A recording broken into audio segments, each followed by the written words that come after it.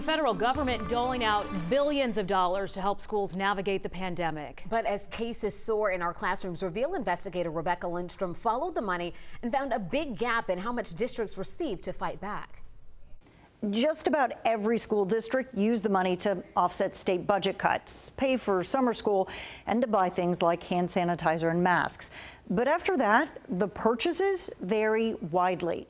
Fulton is launching a $90 million plan to improve reading test scores, while Cobb and DeKalb are pledging millions to reduce class size. Metro districts definitely got the largest chunk of money, but if we arrange them by enrollment instead, the list shuffles a bit.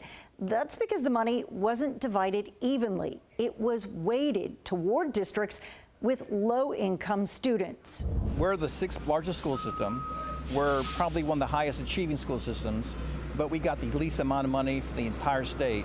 That's Larry Hamill, the chief financial officer for the Forsyth County school system. He's looking at the money in terms of dollars per student, and it's a pretty big gap. Forsyth essentially received $517 per student to deal with the impacts of COVID-19.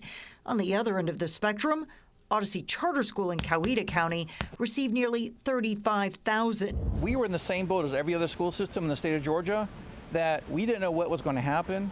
We had 50,000 students. We had to find supplies to take care of these 50,000 students. Odyssey is an unusual case. It still gets a portion of funding for 13,000 virtual students that used to attend the school. These days, it only has about 400 face-to-face students, so that chunk of change from the feds is going towards some pretty cool stuff. They have a new playground over here. The principal wouldn't talk with us about how the school is spending the money, but parents seemed pretty pleased.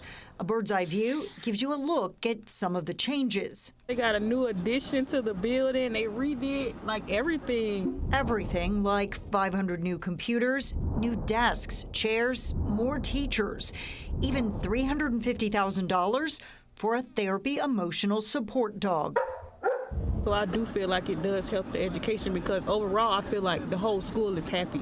Other districts wish they could share in that joy, but set Odyssey aside, and even when you look back on the list of schools with the highest enrollment, the funding gap is extreme.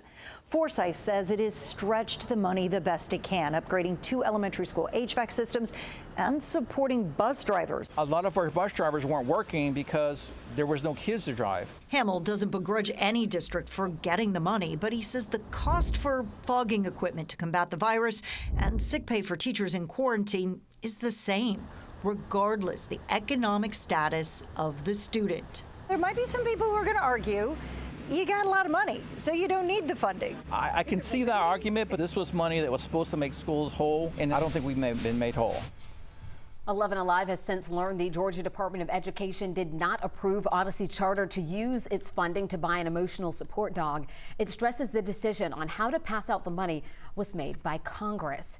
Now, if you want to know how much your district or charter school received, we've put a searchable database for you on 11alive.com.